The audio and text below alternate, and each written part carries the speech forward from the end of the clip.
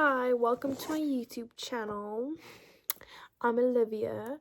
Today I'm going to be posting a story time about my time in rehab. I'm not going to be saying the name of the rehab or the names of the real people in the rehab unless they're okay with me saying the names or, inviting them on the channel, but for this video, I'm not going to be doing that.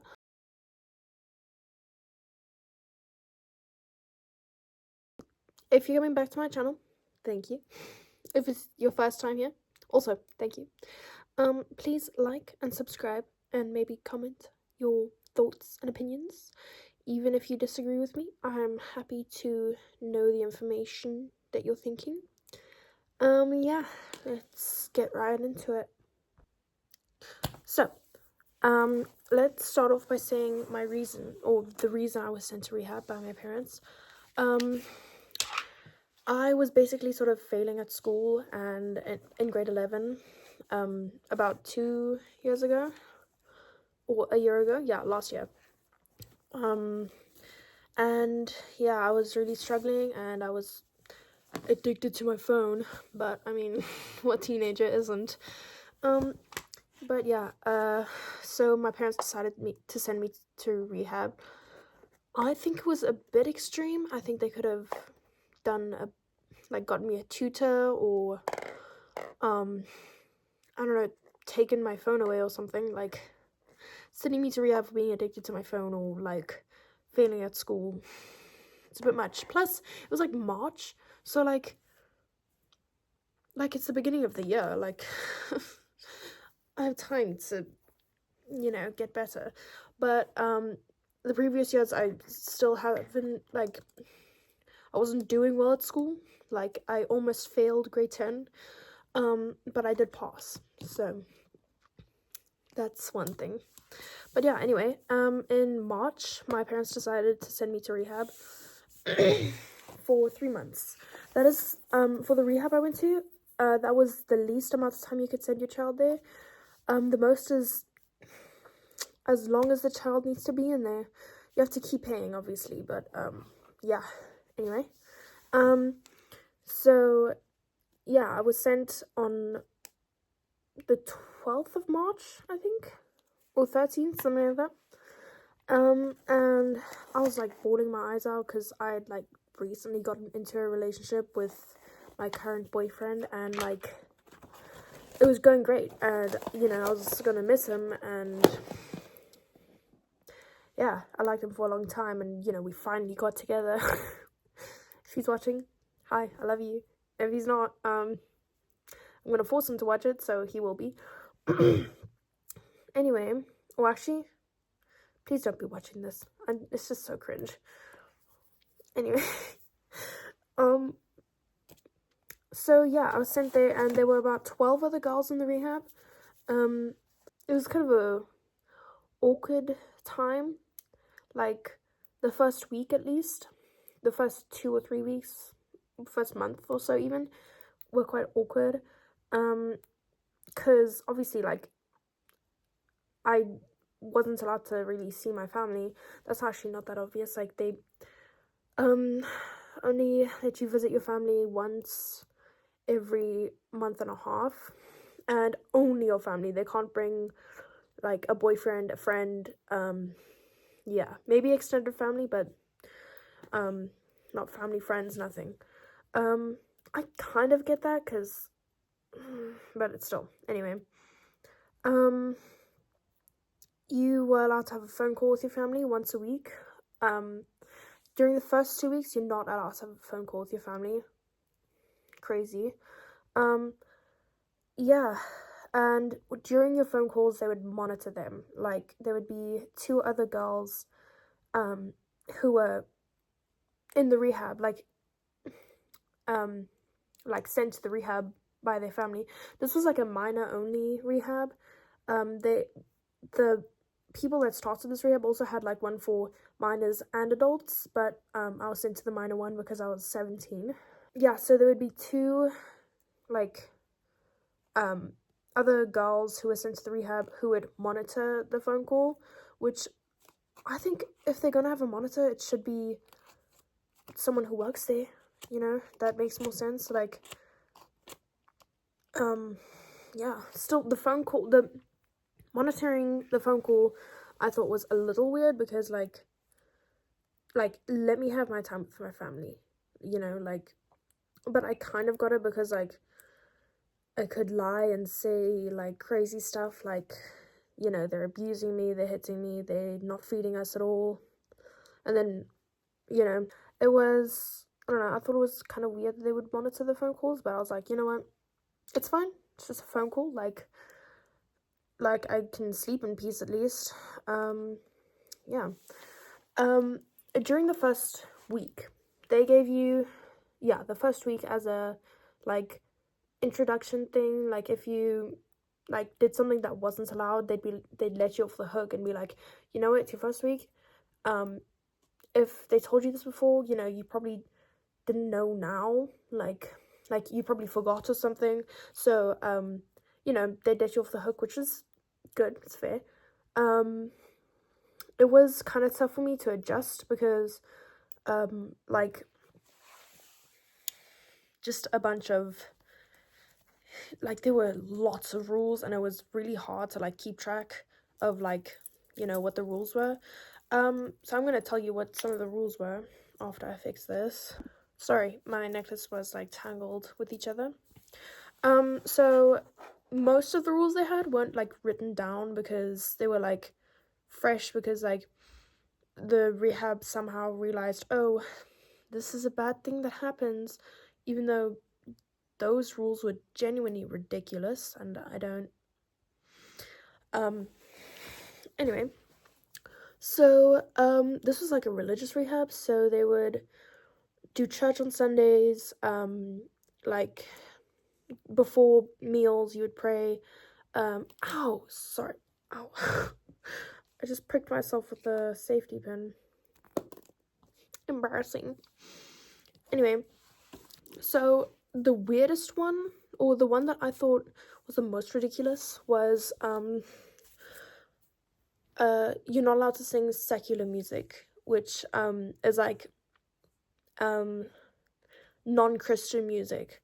Like, if you wanted to sing, you'd have to sing a Christian song, or, like, a worship song, which, like, if they had the rule, don't sing songs that had swear words, that's fair, I guess, you know, like, you don't, like, swearing can, like, you know, then you end up swearing at some of the other girls and stuff, but, like, no secular music, are you joking? That's crazy. So another rule they had was no letters between, like, two residents. I get that, because you could be, like, insulting another girl and stuff, or, like, yeah, and then, like, just have the hatred build and build and build until you punch the girl one day or something, but this extended to, like, it's not written here, but like, we weren't allowed to, like, I am an artist, so I love drawing, and usually, if I'm surrounded by non-artists and I'm busy drawing, they ask, hey, can you draw me something, please? And I like drawing for other people, and, like, it's not like I could have made money, plus I didn't have any friends, so I wanted to make friends, and to me, the easiest thing that I could do to make friends in the rehab was, by drawing things for other people, so, yeah, I drew something for my buddy. A buddy is, like, the person who basically tells you what the rules are, and, like, if, you know, you're confused about something, you have to ask the buddy. If your buddy isn't around, or, like, in the bathroom or something, you can ask another person, but typically, you know, if you're confused about something, you ask your buddy, which is another resident. I'm gonna, if I say a name, I'm gonna use different names from the actual people, because I do not want them to, like, be known, because obviously they're much better now, but, you know, I don't want to, like, have them be doxed or something, because I said something like, oh, this happened, like, this person did this to me, or whatever. I drew, like, 3 or 4 drawings for other people. I drew one of the girls, or 2 of them, not because they were easy to draw or anything, just because, like, I wasn't really skilled and I didn't know how to draw a lot of features. I know this was last year, but lucky my art skills have improved. I would draw their other residents or draw something for them. And with a few of the drawings, I spent quite a lot of time on them. Like, I was pretty good at drawing an ice cream, like cone, 3 scoops, and like a chocolate drizzle on top with like some sprinkles and a cherry. I was pretty good at drawing that, so for one of like I drew it, and then one of the girls saw it and she's like, "Oh my gosh, can I have that? That's so good. Like, that's so well drawn." And I was like, "Yeah, what, like, I can draw ice cream anytime. Of course you can have it." So I gave it to her, and like I did really like that drawing, but I was like, I can draw ice cream whenever. So yeah, I gave it to her. And then like a minute later, one of the staff people like walked in and she saw like all these drawings and she was like, who's drawing this? This isn't like, you guys are not this good at drawing. And then they were like, "Oh, Olivia drew it for me." And then she told them, "You have to throw them away." That really pissed me off, because like, not give it back to me, throw it away. Like, what does a drawing have to do with like gossiping about each other or like doing anything bad or like conspiring? Like, what it's a drawing. Plus I spent a while drawing that ice cream and drawing those girls. Like, be so for real. What are they gonna do with it? Yeah, so that sucked. I also got a drawing from one of the other girls, and she told me to throw that away, but I did not, because are you joking? This is spectacular, and like, you know, her art is awesome and I like her. She's my friend to this day and I have her contact. She's awesome. She's low-key my reason for not doing anything, because she's so sweet. And like, if she did something bad and I was around, or something that wasn't allowed and I was around, I wouldn't tell anyone. If I did something bad and she was around, she wouldn't tell anyone, which, love her. But the like, something that wasn't allowed, like, obviously if it's like cutting myself, I would have to tell, you know, like, if I was cutting myself, if she was cutting herself, like, we're gonna, like, that's not okay. Like, you should not be doing that. So yeah, but like, nothing things after meals, we had to wash the dishes, which is fair. But like, if there was like a bit of food left on the dish, we weren't allowed to like eat it. But if like that girl saw me like lick a spoon because it had mayo on it or something, she wouldn't tell anyone, because come on, be so for real. Like, it's not like I'm gonna overeat or like eat everything in the kitchen because I had a spoon of mayo. Like, come on. The girl that I was friends with, like, who we wouldn't tell on each other, she had an eating disorder condition thingy. So I'm not really good with words. Sorry if I say anything that's like wrong. I really don't mean anything by it. I'm just, like, I don't really know. Obviously, I'm not gonna say something like derogatory, like the N-word or something, but like, or if I do, obviously that's on me. But you know, if I misuse a word or something that's genuinely not on purpose, like, please correct me in the comments or something. But it's not like, I'm sorry, I don't mean anything by it. She had like an eating disorder like thing called AFRID, where I don't know exactly what it is, but it's like, what I know, basically what it's like it's, you really struggle to eat certain foods because of like the texture or the taste. Like, it just really does not sit well with you, and it, like, you can't.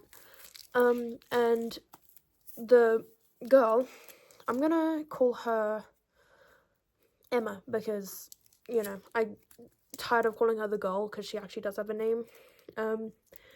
She has a disorder, and every Friday night, I think, there was this meal, some like kind of weird looking lasagna, like vegetable lasagna, which it tasted kind of, it had like a weird texture, it tasted a little weird, but for me it was fine.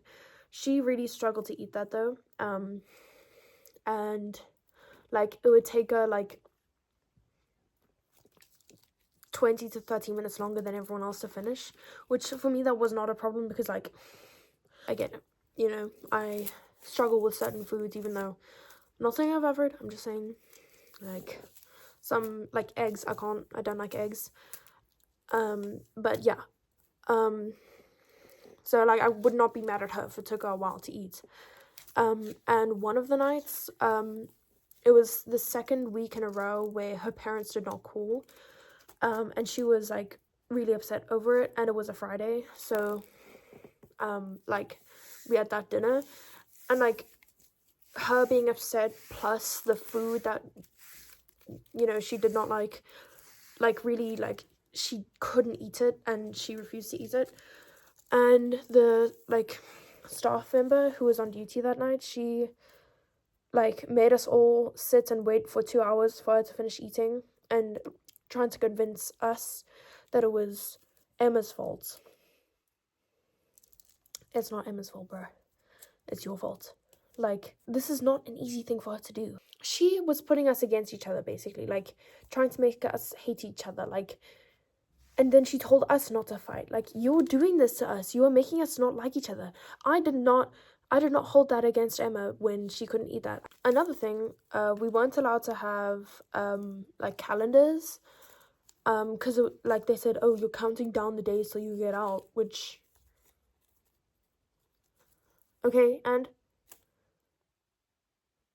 yeah, okay, so, but I had, like, a math book, which had the, you know, the, like, hashtag sort of thing, like, and I just made a tiny little calendar on that, and I would, like, keep it in my pocket at all times, and make sure no one saw it. They saw it, like, 3 times, and they told me to throw it away, but I didn't. They were not, honestly, that good at, you know,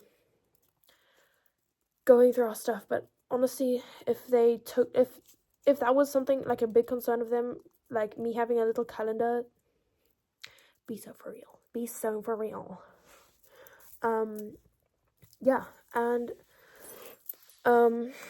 overall, the rehab sort of, like, forced religion on you, like, subtly, because, like, by the time I got there, it was, like, other girls, like, 1 month or, like 4 months there, like, they've spent 4 months there, and they were already, like, conditioned to being Christian at that point, so, yeah, it would be tough to, like, talk to anyone without them including religion in something, so, like, it would sort of make you want to be like, let me just be Christian so that I can at least, like, relate to them somehow. I will say, it did help me feel a little less lonely being Christian, because, number one, everyone else there was Christian, and, like, instead of me talking to myself, it felt like I was sort of talking to someone else when I was praying, but it actually was not for me. Now, I'm going to go through the, step work that we have to do.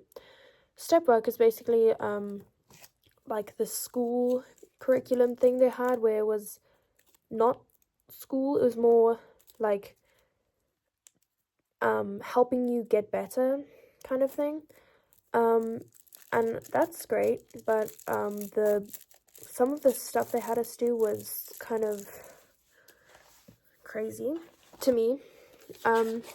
One of them was 15 incidents? Yeah, 15. Oh, 21. 21. Oh my goodness. We have to write down 21 incidents of, like, the bad things that we have done in our lives. Let me just show you, or, like, yeah, what the different ones were. Like, using family allowance to drink or drug. Like, for me, that was not at all. Like, I have never used my family money to drink or use drugs. All I have ever done is used, like, 200 rand. I don't know what the conversion to dollars is. It's like $5 or something. Yeah, $5 for a video game or something, and, like, my mom's money, and it's like, you know, that is not the equivalent to drink or drug, but, like, I was, like, genuinely, like, racking my brain trying to find, like, something that I have done that is equivalent to this, so don't take anything by the highlighted stuff. Some of them, it's, like, bare minimum, you know, like, very much not. You can pause, or I might, like, show a picture on the screen of it, but, these are the different, yeah, incidents that we could choose from. Yeah, we had to write down like half a page of what we did with each one, and then we had to write like 2 or 3 things that we thought was wrong with what we did. It took me like a month to do this because like I had to sort of make stuff up because it's not, I haven't done this stuff, you know, like, ridiculous. After we were done writing the incidents, we didn't have to present them to a staff member. No. We had to present them to the entire, everyone, like, all the girls in the rehab, the owner of the rehab, the 3 of the staff members, like everyone. Obviously not like the cook or whatever, but yeah. And it was like overwhelming, and like I cried while telling them because I was like they're gonna think this of me, even though I'm not telling the truth because I can't think of, you know, all the stuff I've done wrong. Also for me, if something bad happens in my life, or if I've done something bad, I sometimes tend to like block it out of my mind. Like, I don't remember doing it. Stuff that was like sort of traumatic for me, not really like stuff I've done. So like, yeah. And I cried while telling them, and like afterwards, I was telling a story about like how I was dating a girl, and this happened while I was dating her. It was nothing at all to do with the girl that I was dating. And then one of the girls, like, that were sent to the rehab, she, like, her whole thing was, how could you date a girl? In the Bible, no. That's, like, actually disgusting, blah, blah, blah, blah. And the thing was, before this, she had dated girls. So, this wasn't from, like, her heart, I don't think. I think it was conditioned into her by the rehab, honestly, because, like, I mean, I get, like, internalized homophobia exists and stuff, but it's, like, not to that extent, right? Like, it's not, like, you can't, like, have had dated a girl and, like, loved her and then also tell another person that they're disgusting because they dated a girl as well, like. And for me, like, it wasn't anything sexual at all. It was an online relationship, and it lasted, like, 2 weeks.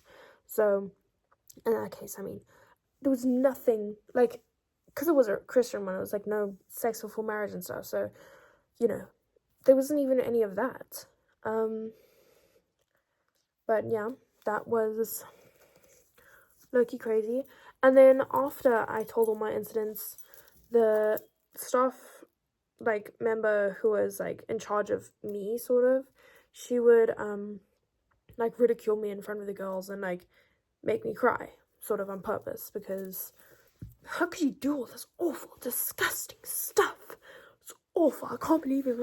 Some of it was, like, you know, I shouldn't have done it, obviously, and I knew that, but, some of the stuff I made up.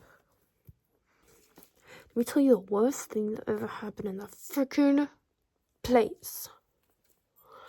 So, this one girl who was in my high school, that year,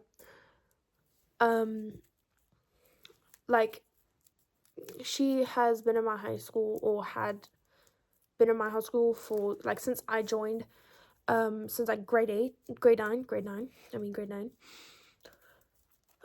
And, like, almost every day, like, in grade 10, like, every day she would message me, like, oh my gosh, she's so pretty, will you be my girlfriend? And, like, I would say no because I was not into her like that, and, like, we hadn't had a previous, like, we weren't friends at all before. She would just, you know, jump at me like that, and I don't want to date someone if I don't know them at all personally. Like, it's not, you know, and, like, every time I would say, like, no, I'm okay, like, you know, this is not, like, I'm okay, please, and, like, you know, then it got sort of worse. She would message me, like, oh, you're so sexy today. Oh, you look so hot today.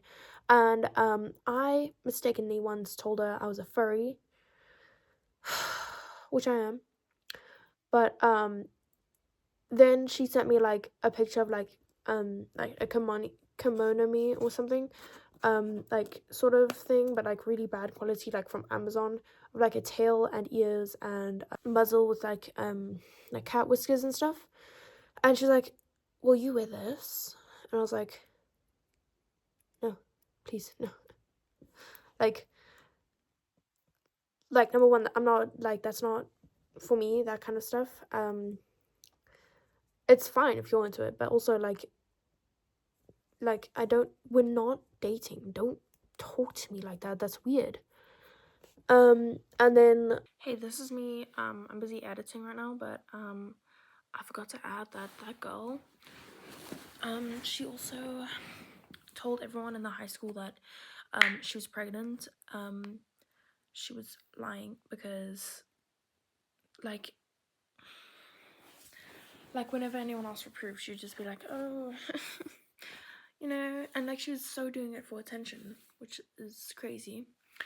And then 3 months later, like I would never start a conversation with her because I didn't want to talk to her. 3 months later, she told me, "Oh, I got in a car accident." And I was like, "Oh, crazy. Hope you're okay," you know, because I didn't want to be mean to her because that's an awful thing to happen to someone.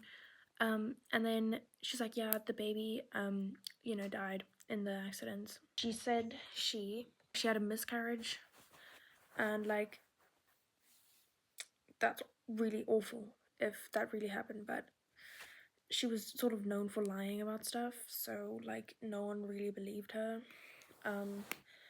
And yeah, she would also like, while she was pregnant, she would send me like a picture of herself in a like dress or something, and you know, whatever she was wearing, and she'd be like, do I look good in this? Like, do I look pregnant? How do I?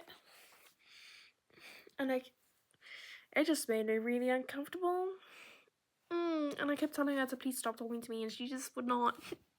Like the next year when I went to rehab, obviously I'd sort of forgotten all about her for like, because I was like so overwhelmed with like, I'm in rehab, like I can't see my boyfriend, I can't see my friends, I can't talk to my friends, I can't talk to my boyfriend, I can't, you know, I can't. We also weren't allowed to talk about our spouses or like anything that happened in. They said like, oh, in your previous life. Should we not at least wouldn't it be better if we like called it our life, because like then we can acknowledge that we've done awful stuff, have to live with the fact that we've done awful stuff, you know? Which no, apparently no, that's your previous life or something, whatever. Pfft. Like, anyway, and then yeah, I like, you know, I was overwhelmed with the fact that I, you know, couldn't do anything. I couldn't talk to anyone. I couldn't talk about my boyfriend. Couldn't talk about my friends. We couldn't even talk about the most innocent stuff. Like, you know, once my friends and we had a sleepover, and like, we prank called someone or whatever. Like, we couldn't talk about that. Because it's like, oh, you shouldn't be friends with those people anymore. They're awful. Blah blah blah. And it's like not my friend. Like they didn't know about like all the bad stuff I've done, you know, like they didn't aid me in being a drug addict or being a alcoholic or whatever. Like, I understand if you want us not to talk about the people who like sort of brought us into that life, or like would be drinking with us or whatever, but like my friends, like my actual friends who like didn't know that stuff about me, you know, like my best friends who would like, if anything, like if they did know about it, which, you know, my best friend does, she would like help me study or whatever, or she would like you know, be a good influence on me. But no, we weren't allowed to talk about them either. Which was really sad because I couldn't like it was just sad. Like, I wanted to kill myself while I was in there. It wasn't a good time. Like, I didn't want to live if I wasn't, like, you know, with the people I love or doing what I love. Anyway, so because I was so overwhelmed with everything, I sort of forgot about that girl. And then a month or so into, like, my stay at the rehab, she joined the rehab. And, like, when I noticed her face, I was like, my heart dropped to my toes. Like, I could not, like, there was nothing in my brain. Like, I couldn't, like, it was so, like, I was starstruck. Like, there's no way this is real. And then she just looked at me like, and I was like, no, please send this girl to another place. I do not want to have her near me. And, like, I don't know. Like, after that, I was just like, there's no way. Like, this is insane. There's no way. Like, I just kept whispering that to myself, and people were looking at me like, a week later, I heard her talk to her buddy about, like, the staff member had a talk with her mom about, like, why she was being sent to this rehab. And then the staff member talked to her about, like, this is why you're here, by the way, because somehow she didn't know why she was there. And she said, her guardian, I don't know if it was her mom or her dad, or if, I don't care to know that stuff about her, because I don't like her. But they said it was because she had, like, an addiction to corn. You know, like, gooning and shit. And she said, like, oh, I'm just so confused. Like, I don't understand. Like, I don't. Like, it's not that bad. And, like, in my head, I was like, that makes sense, you know? Like, but also, like, going to rehab for an addiction to that is kind of crazy. But, I mean, I get if it gets to a certain point, which I definitely think she should have been there. Not just because of that, because of what else she did later on.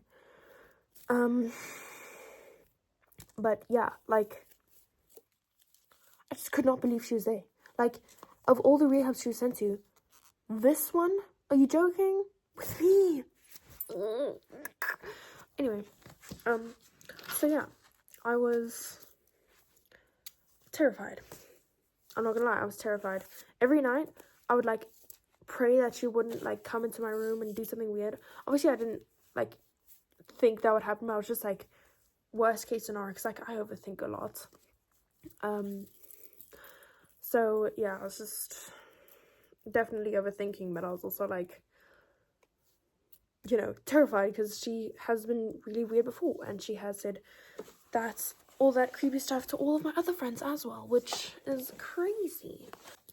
About a week or two later, after, like, you know, like 3 weeks after she joined, like, a fight broke out between her and a few of the other residents. And then she was like, something happened. I don't really know what happened. I wasn't in the room when it happened, but I wanna be in the room where it happened, the room where it happened. I wanna be in the room where it happened, the room where it happened. But I just heard a bunch of screaming, and then asked for accountability to go, like, see what was happening, just so I could, like, I don't know, understand or not, like, make a side, even though I don't know who was in the right or who's wrong, because for all I know, you almost said her name, she was in the right, the girl I hated, or I still hate. I'm gonna give her a name, because at this point it's kind of getting confusing. Let's call her Poppy. Yeah, Poppy got into a fight with another inmate, and I don't know what it was about. Like, we couldn't, like, really talk about stuff. Like, if there was a fight, we weren't really allowed to talk about what happened afterwards, unless it was to a staff member so that you can explain. But, like, you couldn't tell another girl in case you were gonna, like, change the story or whatever, or... But I did, like, hear a part of, like, when she's, like, Poppy said, like, you can't say that to me, you have to respect your elders, blah, blah, blah. And, like, I was thinking, like, you don't just like get respect from whoever, like you earn respect. And up till now, you've been like completely weird and like also she was such a chatterbox. Oh my goodness. Anytime like during like lunch, we were allowed to talk, but like don't like stop eating to talk. Like oh that makes that rule makes sense, you know, like because that's how like some people with like anorexia or something or like eating disorders can like somehow show other people like it sort of looks like I'm eating because I have food in front of me and like, you know, I might eat 1 or 2 bites here and there, but like I'm mostly talking. That will make sense in my head because of that. But yeah, she would just talk the whole meal time, and like we all just had to wait for her to finish eating because she would just keep talking. She just kept talking on and on and on, and like it got to a point where the staff, like the main staff member was like, Poppy, stop talking, please. Finish your food and stop talking to me. I don't care about your life and what happened. Real. Like, I hated that staff member, but I was also like, thank you so much.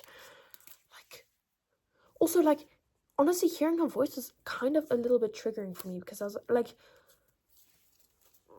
the one thing in my life which I desperately did not, like, I was grateful to be away from was here with me.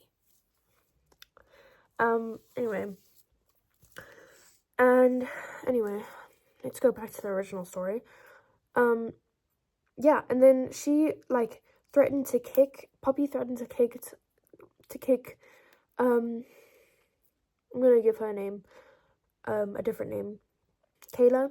Poppy threatened to kick Kayla, and then Kayla was like, "Okay, kick me. See what happens. Kick me." And like there was like a whole thing, and I was like, "Poppy, chill." Like we were on special boundaries, which means we weren't allowed to like interact with each other. We weren't allowed to be alone in the same room together. We weren't allowed to like if she had something that I needed, I would have to like sort of ask someone else for that thing. You know, like, and I asked to be on special boundaries because I was like, there's like, please no, I don't want to do this. And yeah, so we put on special boundaries, but at that point I was like I'm done with her. Let me just tell her to stop. So yeah, I was like, Poppy, stop fighting, stop being insane, and you know, be normal. And she's like, Olivia, we're not supposed to be talking to each other. One special boundaries. And like, the way she talks pisses me off so bad. Olivia, we're on special boundaries. Like, she talks like a child. And she's like literally my age. Anyway. And then, yeah, after all of that blew over, she didn't apologize to anyone. She didn't do anything. She just kept on going like nothing happened. And like about 3 days after that, she was like outside because she had to like lock some gates or something. She was with 2 other girls so that they could keep each other accountable. Accountability is basically just like you're not allowed to be alone in a room, you know, by yourself, because, you know, you might do something that's not allowed, like cut yourself or like break a window and try to escape or whatever. That makes sense, you know, like you don't want anyone to cut themselves. But yeah, honestly, there was so many times where I was like in the middle of the night when I couldn't sleep, I was like, let me just run away. But that would have been a mission because I'd have to like pack as much as I could into like my small little backpack, which is like this size. And I brought a lot of stuff that I loved because I was like, if I'm gonna be away for 3 months, I don't want to have nothing with me. You know, nothing that I know and love with me. But obviously I couldn't keep a bunch of my tiny little backpack or a lot of the things I love in my tiny little backpack. Also, like everything would be locked, like the electric fence would be on, and it would just be a whole nightmare to try to escape. And like once you leave, there'd be an alarm that goes off, and then they'd catch you. And then if, you know, they ended up catching you, they'd put you on consequences for 2 weeks. Consequences is like if you do something bad, this is what happens. Obviously that's what a consequence is, but like I'm just saying we continue to call it consequences, not like a weird word or something. Yeah, that's why there were 2 girls with her when she was like outside. I keep like changing the story and going away from it, but anyway, after that, like when she came back, she was like sort of freaking out because like there were like 2 dogs that were in the rehab with us, and she could not find them, and she was obsessed with these dogs. Like, it was to an unhealthy amount. Like, if the dogs weren't with her, she would like she wouldn't, be able to survive, which I get it, like you want like a comfort thing, but like to need it the whole time while you're in a rehab, it's not healthy, like it's like you have a weird attachment to this dog. And she was like freaking out, like completely, like she was like crying, like bawling her eyes out, like I can't find the dogs, I can't find Bella, I can't find Izzy, blah blah blah. And yeah, and then like it got to a point where the staff members were like, oh my gosh, like what, like where are the dogs, like what happened? And then like a minute later, the owner of the building was like she came with her dogs, and then like everyone was like why are you freaking out, like you didn't even see them leave. And then Poppy was put on dog boundaries, where she was not allowed to like touch the dogs, interact with the dogs, anything. And then for the rest of the night, she was bitter, she was sour, she was so mad, because she was put on dog boundaries. Eventually, after like a few, like an hour or so, she just like stormed off to her room. She didn't ask for accountability. She didn't ask like, oh, can I go to the room or anything. She just left, and that is not allowed. If you go somewhere without like asking for accountability, or like at some points it's like, like this hour is dedicated to like doing this, and you're not like allowed to just go to your bedroom. Even if you ask for accountability, it's like, well, you can ask ma'am if you want to go get something in the room, or if you want to do something, but you can't go, you can't be in the room at this moment, but yeah, so she just left, and me and another girl, Hannah, I'm gonna call her Hannah, we were confused because it was like, you're not allowed to go. What are you? And then we went down, me and Hannah and I think another girl, we went downstairs to tell the staff member that was on duty, like, hey, Poppy just went to the room. And then she's like, okay, go sit in the room, like, with her. You don't have to talk with her. Even though Poppy and I were on boundaries, she was just like, you know what, it doesn't really matter. She's probably not going to talk to anyone at all or anything. And if something does happen, Hannah's there, so she can, tell someone or something. So I was like, you know what, that makes sense, I guess, but I really did not want to be alone in a room with her, even if it was with another person. That was not for me. But yeah, so Hannah and I went to sit with Poppy, and Hannah was mostly talking to Poppy because, like, even though I was in the same room, it's like don't talk to her. Bare minimum, you're allowed to be in the same room with her. Do not talk with her. If you're on special boundaries, I mean. So yeah, I did not talk to Poppy at all. Hannah did most of the, like, she was like, Poppy, what's going on? What, you're not allowed to be in here. We have to go back to the lounge and continue watching the, documentary. But no, she didn't budge, she didn't talk at all. She just stayed silent. And then, that was, I was, really confused during that, because I was kind of, starstruck, because that hadn't really happened before, and I was like, oh, the consequences for this are probably going to be huge, because, that is not allowed. And the next day, we all wake up at, 7:30, and we have to get up within 5 minutes after waking up. If you wake up at 6 or whatever, it's you can keep sleeping until 7:30, but once it's 7:30, you only have 5 minutes before you have to get up. So yeah, we all got up at 7:30, and we got dressed, and we noticed Poppy was still in her bed, and it was like 7:40 or whatever. And so a few people were like, "Hey, Poppy, you really have to get up. Like, you're gonna get in trouble if you don't. And like, come on, it's just get up. Like, you really have to get up." Like 10 more minutes went by. We were brushing our teeth, and then we were like, "Poppy, come on, like this is not okay."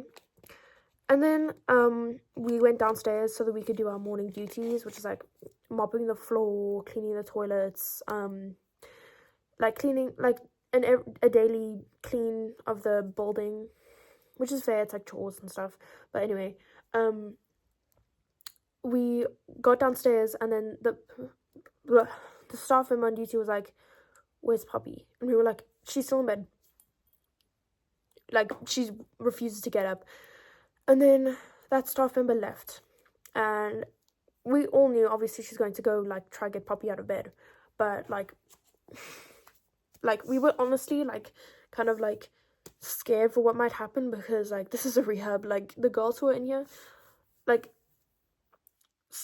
some of the girls who are in here are like kind of mentally unstable, and you don't really know what's going to happen. Plus that, and a furious staff member. Like, the staff members are always like mad, or like they have like a resting bee face or whatever. So it's like if you're already like you don't like us and you're mad, plus like just everything is like one on top of another. And so we just like we sort of ignored that, and we just like continued doing like cleaning and like getting ready for breakfast. And then like we finished cleaning, and we like washed our hands, and we sat at the table for breakfast. And like 30 minutes go by, or like 10 or 20 minutes go by, and we still hadn't got breakfast after the time stamp said, "Oh, this is when breakfast is." We still hadn't got breakfast, so we were just sort of like waiting there, because like we didn't know really what else to do. Like, should we like go to the classroom so we can start our schoolwork, or should we stay here for breakfast, or what are we supposed to do? So we just sat there, because anyway, and like then we started hearing like screaming and like punching and hitting and stuff, and we were like whoa, what is going on? And like 10 minutes of like this noise, and like this like like what is going on like happening, and like just absolute screaming. Like, this is Poppy now, she's like screaming, and then you hear like the staff member is like, "Calm down," like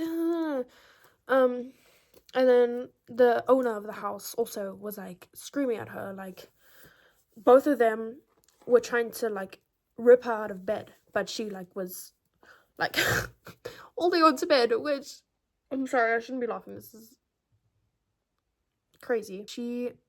Then like 10 minutes of that go by, and then we see them coming down the stairs. One of them was like holding her arms, and the other girl was like the owner was holding her legs, and they were dragging Poppy down like that.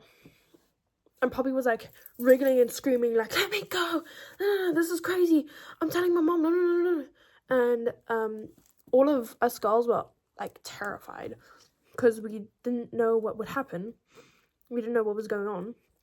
So yeah, we continued sitting there